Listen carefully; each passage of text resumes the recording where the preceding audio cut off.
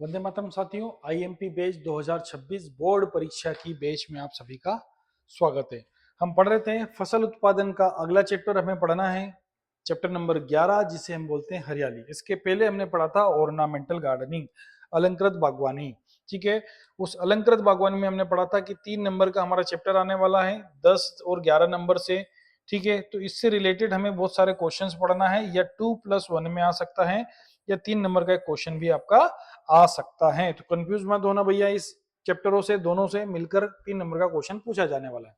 अब हम बात कर रहे हैं हरियाली की। ठीक है, तो सुनो सीधी भाषा में दोस्तों कि हरियाली का मतलब क्या होता है। तो गार्डन में जो घास लगी होती है, गार्डन में जो घास लगी होती है उसे हम एक कहते हैं हरियाली या लॉन।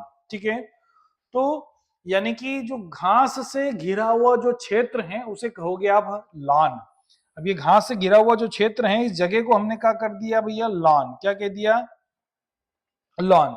ठीक है, याद रखना इसको हमने, यानी कि पूरा ये लॉन हो गया। तो यह जो लॉन मास्टरर होता है, ये एक प्रकार की लॉन काटने की या छिलने की मशीन आती है। ठीक है, तो ये ध्यान में रहे आपका। ठीक है, तो हरियाली से घिरा हुआ क्षेत्र को क्या कहोगे आप, लॉन। चलो अगला देखते हैं किस तरह से इस लॉन से क्वेश्चन बनते हैं। तो हरियाली किसे कहते हैं, तो अलंकृत उद्यान में घास से घिरा हुआ क्षेत्र हरियाली कहलाता। मैंने यही बताया भाई, अलंकृत उद्यान घर या कहीं की भी जगह या मैदान हुआ तो भी वो यही होता है, पर अलंकृत उद्यान में घास से घिरा हुआ क्षेत्र। अब ये उद्यान दिख रहा है तो बिल्कुल इतना सुंदर हरियाली क्यों दिख रहा है भाई, क्योंकि ये पूरी तरह इसमें क्या बिछी हुई है, लॉन या घास लगी हुई है, इसलिए इतना सुंदर और बहुत अच्छा दिखाई दे रहा है इस हरियाली के कारण ही। अगर ये हरियाली नहीं रहती तो भाई, ये हरियाली रही तो ये तो हम खेत पे भी देख लेते। अगर ये झाड़ झड़ीकले ही देखना होते तो हम हमारे खेत पे भी देख लेते। समझ में आ गई ना। तो ये घास से घिरा हुआ क्षेत्र क्या कहलाता है, हरियाली कहलाता है। याद रखना परिभाषा। अब इसमें जो हरियाली लगाई जाती है, तो आदर्श हरियाली की विशेषता लिखिए, मतलब बहुत अच्छी जो हरियाली है उसकी विशेषता बताओ। तो हरियाली अत्यंत सुंदर लगनी हो तथा गद्दे का रूप धारण, यानी कि उस पर नंगे पैर चलने पर कैसी लगना चाहिए, गद्दे जैसी लगना चाहिए, ये हरियाली अच्छी होती है। हरियाली के अंदर खाली स्थान नहीं होना चाहिए, मतलब क्या होता है भैया, गैप नहीं होना चाहिए। उस लॉन, अगर आदर्श लॉन जो होती है उसमें क्या नहीं होना चाहिए, जगह जगह गैप नहीं होना चाहिए। हरियाली में खरपतवार नहीं होना चाहिए, नहीं तो पता चले वहीं गाजर घास उग रहा है तो भाई ऐसा का ऐसा तो हमारे बल्डे पे भी हरियाली है। बारिश में हो ही जाती है हरियाली, खैर गर्मी में नहीं है तो कोई बात नहीं, पर बारिश में तो हो ही जाती है। पर उसमें क्या होते हैं भाई, बाटे ही बाटे, चारा ही चारा, खरपतवार ही खरपतवार, यहाँ हरियाली वहां नहीं, वहां हरियाली वहां नहीं। तो भाई ऐसा हमारे बल्डे पर भी होता है, पर वो नहीं होता है, ध्यान रखना। तो आदर्श हरियाली सुंदर लगनी होना चाहिए, गद्दे का रूप धारण करना चाहिए, है ना, अंदर खाली स्थान नहीं होना चाहिए और खरपतवार भी नहीं होना चाहिए, उसी को आप क्या करोगे, आदर्श हरियाली कहा जाता है। अगला प्रश्न, हरियाली लगाने के उद्देश्य क्यों लगाते हो, हरियाली लगाने का क्या पर्पस है आप लोगों का। तो उद्यान की क्या बढ़ाना, शोभा बढ़ाना, यानी कि सुंदरता बढ़ाने के लिए हरियाली लगाई जाती है। खेल के मैदान में भी भैया, जो आपने देखा होगा, कैच पकड़ने वाला जो गुलाटी खाता है ना, वो उस हरियाली के कारण खाता है। नहीं तो पता चले कि वो कहीं खाली जगह में खाए तो उसके गोड़े माथे सब फूट जाए। समझ में आ गई। तो उस खेत में, गेल के मैदान में जो घास होती है उसी के कारण वो क्या करता है, उचक उचक करता है। मनोरंजन एवं आनंद की अनुभूति होती है उस हरियाली पे। भाई बच्चे जाते हैं तो कोई लोट लगा रहा है, कोई दौड़ा भागी कर रहा है, तो उसको आनंद मिलता है। पार्कों एवं वानस्पतिक उद्यानों के लिए, भाई जितने भी पार्क और उद्यान होते हैं उन पार्कों की शोभा बढ़ाने के लिए भी वो हरियाली लगाई जाती है। तो ये हमारे उद्देश्य होते हैं हरियाली लगाने के। अगला प्रश्न है, अच्छी हरियाली की लिए आदर्श स्थान की कोई 3 विशेषता लिखिए। अब स्थान कैसा चुनना चाहिए इसकी बात कर रहे हैं कि भाई हरियाली कहाँ लगाना चाहिए, उसके लिए क्या स्थान चुनना चाहिए। तो हरियाली रोपने के स्थान पर पूर्णतः खुला होना चाहिए, क्योंकि धूप पर्याप्त मात्रा में क्या होना चाहिए, आना चाहिए। धूप प्राय पूरे दिन रहती हो, यानी कि प्रॉपर धूप वहां पर बनी रहे, तब जाकर तो वो हरियाली बनी रहेगी। हरियाली वाले स्थान पर छायादार वृक्ष नहीं होना चाहिए ज्यादातर, क्योंकि भाई छाया जहां गिरेगी वहां पर हरियाली नहीं दिखेगी, पौधा अपना क्लोरोफिल का निर्माण नहीं कर पाएगा, तो हरा दिखेगा नहीं, पीला पीला, यानी कि पेड़ के नीचे देखा होगा आप लोगों को तो हरियाली हल्की सी पीली दिखाई देती है। तो ऐसे स्थान का हमें क्या करना चाहिए, चयन करना चाहिए। अगला प्रश्न है, अच्छी घास की कोई 4 विशेषताएं लिखिए। सॉरी। अब अच्छी घास, उस हरियाली यानी कि उस लान में कौन सी घास का उपयोग कर रहे हैं, और जिस घास का उपयोग कर रहे हैं तो उसकी विशेषताएं कैसी होना चाहिए, तो उस घास में सबसे अच्छी घास कौन सी मानी जाती है उसकी विशेषताएं लिखिए। तो उस अच्छी घास की क्या लिखनी है, विशेषताएं लिखनी है। कई बार बच्चे कंफ्यूज होते हैं, घास की विशेषताएं घास की पूछी और वो लिखकर आ गया हरियाली की। आ रही बात समझ में? तो हमें घास और हरियाली में अंतर करना है। हरियाली मतलब गार्ड, उस कारपेट का विशेषताएं लिखना है, और घास में सिर्फ घास की विशेषता लिखनी है, घास कैसी होना चाहिए समझो। तो घास अधिक व अत्यधिक कैसी होना चाहिए, फैलने वाली होना चाहिए, तभी तो हरियाली बनेगी, नहीं तो नहीं बनेगी। घास पूरे साल हरी होना चाहिए भैया, हरी रहने वाली होना चाहिए। घास पूरे साल कैसी दिखनी चाहिए, हरी दिखना चाहिए। अगला प्रश्न है, घास देखने में कैसी लगना चाहिए, सुंदर लगना चाहिए, नहीं तो पता चले कि कुछ भी लगा दिया जाए।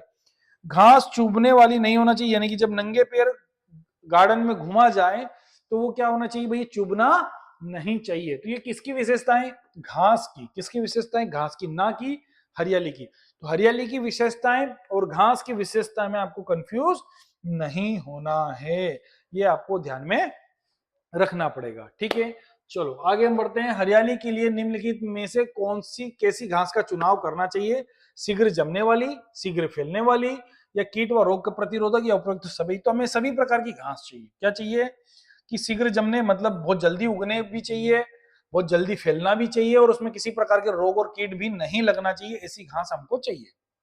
अगला प्रश्न है, हरियाली को किस विधि द्वारा लगाया जाता है, तो बीज द्वारा, डिबलिंग द्वारा, टर्फ प्लास्टिंग द्वारा, या उपयुक्त सभी विधियों के द्वारा।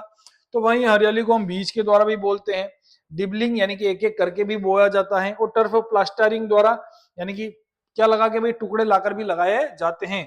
तो हम सभी विधियों के द्वारा हम क्या करते हैं भाई, हरियाली को लगाया जाता है, ये आपको याद रखना है। मैदानी भागों में हरियाली लगाने हेतु कौन सी घास अच्छी मानी जाती है, मैदानी भाग की बात कर रहे हैं। तो मैदानी यानी कि खुली जगह जहां पर, ठीक है, तो हम ज्यादातर गुंज घास, जापानी घास और मनाली घास का भी उपयोग करते हैं, और दूब घास का। तो हमारा जो क्षेत्र है मैदानी क्षेत्र है, ठीक है। तो ये मैदानी क्षेत्र में हम ज्यादातर दूब घास को लगाया जाता है। कौन सी घास को लगाया जाता है, तो दूब घास को लगाया जाता है। हरियाली में बैठने से अनुभव होता है थकावट दूर होने का, आंखों को आनंद प्रदान करने का, या आनंद का, या उपयुक्त सभी, भाई सभी फायदे मिलते हैं। तो थकावट भी दूर होती है, आनंद भी आता है, आंखों को भी आनंद आता है, और मतलब फिर क्या होता है भाई, सभी चीजें होती है। समझ में आ गई? तो भाई सभी के लिए हम हरियाली में जाकर बैठते हैं।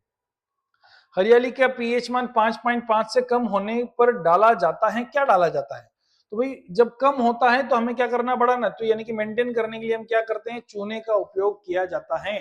ठीक है, चूना डाला जाता है पीएच को मेंटेन करने के लिए, ये आपको ध्यान में रखना है। अब प्रश्न के अगले हम रिक्त स्थान की बात करें कि हरियाली से रिक्त स्थान किस प्रकार के पूछे जाते हैं। रिक्त स्थान की हम बात कर रहे हैं, तो हरियाली एक क्या है, हरा प्राकृतिक कालीन, क्या बोलोगे, प्राकृतिक कालीन। प्राकृतिक हरा है या ग्रीनरी है या कालीन है, क्या बोलोगे इसे, प्राकृतिक कालीन है, कारपेट। प्राकृतिक की बात कर रहे हैं हम, नेचुरल तो आजकल देख ही रहे हो भैया, कोई भी कैसा भी लगा लेता है, पर ये क्या है, प्राकृतिक है। हरियाली सर्वधारण को अत्यंत आनंददायक है। समझ में आ गया ना, सर्वसाधारण को अत्यंत, जो भी जाएगा उसको क्या करेगा, आनंददायक लगेगी। हरियाली के लिए भूमि की तैयारी में, है ना, जुताई कर देनी चाहिए, यानी कि जुताई की जाती है हरियाली की तैयारी के लिए। आपको इसके बात का ध्यान रखना पड़ेगा जी, जहां भी आपको हरियाली लगाना है वहां जुताई वगैरह करनी पड़ती है। अलंकार उद्यान का एक आवश्यक अंग है, तो फूलों की क्यारियां, अंग की बात कर रहे हैं हम, किसकी बात कर रहे हैं, याद रखना। तो भाई हरियाली या अलंकृत बागवानी के अंग लिखो, तो ध्यान में रखना क्या अंग है, फूलों की क्यारियां, ठीक है। दूसरा, जलाशय भी आपको याद में रखना है, ठीक है ना। फिर रोड भी आपको याद रखना है, रोड पथ भी बोल सकते हो, रोड भी याद रखना है ना। ये सब क्या है भैया, है ना। और उसके बाद खेल, खेल का मैदान भी इसके अंग हैं, ठीक है, नाली भी इसका अंग है। तो ये सब अंग हैं, क्योंकि इन्हीं के द्वारा, दूसरा हम बोल सकते हैं क्या भैया, पहाड़, यानी कि छोटे छोटे पहाड़ भी बनाए जाते हैं। तो ये सब चीजें क्या है, गार्डन या अलंकृत के अंग हैं, क्योंकि इन्हीं के द्वारा इन अंगों को जोड़ा जाता है, तभी गार्डन का निर्माण होता है। दुब घास को घास के नाम से जाना जाता है, तो लॉन घास के नाम से भी जाना जाता है, क्योंकि सर्वाधिक और कहीं भी किसी भी जगह पर कैसे भी मौसम में लगा दिया जाता है, इसीलिए इसे लान घास कहा जाता है। आपको ये याद रखना है। अब आदर्श घास की हम बात करें, ठीक है, या कीटों का नियंत्रण किया जाता है, या सुराखों में लगाना कहता है, या बीज द्वारा रोपण करता है, दीमक का नियंत्रण किया जाता है। तो आदर्श घास अभी हम पढ़कर आए, कौन सी घास है भैया? दूब घास है। कीटों का नियंत्रण किससे किया जाता है? ठीक है, तो मैक्सिकम चूर्ण से या थायोदान से आपको बात करना है। तो जो है अगला बात करते हैं हम सुराव, यानी कि जब भी आप ऐसी कोई सही जोड़ी सॉल्व करें तो सरल प्रश्नों पर ज्यादा ध्यान दें, ठीक है ना। तो जैसे घासों को जड़ रहित भूमि में छेद करके लगाना, तो क्या कहा जाएगा भैया? सुराखों में लगाना। क्या कहा जाएगा? घासों को सुराखों में लगाना।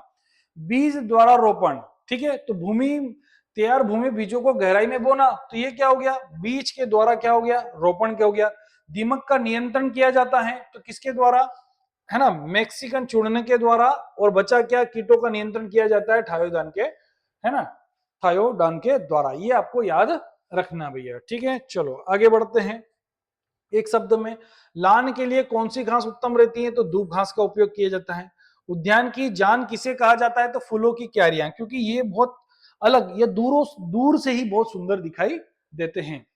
गर्मियों में हरियाली को कितने दिन के अंतर पर पानी देना चाहिए? तो भाई गर्मी में तो लगभग उसमें प्रतिदिन या एक दिन छोड़कर भी आपको पानी देना चाहिए, या कंटिन्यू उसमें नमी बनाए रखना चाहिए। जापानी घास का वानस्पतिक नाम है जोसिया। क्या याद रखोगे? जोसिया। पाले से बचाने के लिए सूखी पत्तियां, भूसे के हरियाली को ढकना क्या कहलाता है? तो मल्चिंग। क्योंकि कई बार बहुत ज्यादा पाला, बर्फ वगैरह गिरते हैं, तो ऐसे ही हम लोग मौसम का पूर्वानुमान लगाते हैं और उस पर क्या लगा दी जाती है? मल्चिंग लगा दी जाती है, जिससे को घासों को बचाया जा सकता है, ठीक है। इसी की प्रकार से आपके सारे हरियाली के इंपोर्टेंट क्वेश्चन कंप्लीट हुए। अब आपकी बारी है, इसे बहुत अच्छे से पढ़ना है, बार बार रिवीजन लगाना है और बहुत अच्छे से परीक्षा में आपको लिखना है। मिलते हैं अगले वीडियो में। वंदे मातरम।